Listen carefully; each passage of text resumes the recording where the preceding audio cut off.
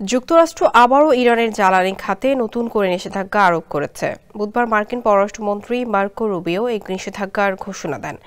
এর মাধ্যমে চীনের মতো দেশগুলোর কাছে ইরানের তেল ও পেট্রোকেমিক্যাল রপ্তানি ঠেকাতে ট্রাম্প প্রশাসনের সর্বোচ্চ চাপ কৌশল আরও পাকাপোক্ত হয়েছে। রুবিও এর ভাষ্য মতে ইরান যখন তার তেল ও পেট্রোকেমিক্যাল রপ্তানির মাধ্যমে সন্ত্রাসী নেটওয়ার্ক, অস্থিতিশীল কার্যক্রম এবং আঞ্চলিক মিত্রদের অর্থায়ন চালিয়ে গেলে যুক্তরাষ্ট্র হাত গুটিয়ে বসে থাকতে পারে না।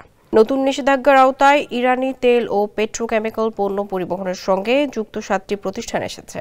যুক্তরাষ্ট্রের পররাষ্ট্র দপ্তরের তথ্য মতে এই 7 প্রতিষ্ঠানের মধ্যে 5টি সংযুক্ত আরব আমিরাত ভিত্তিক।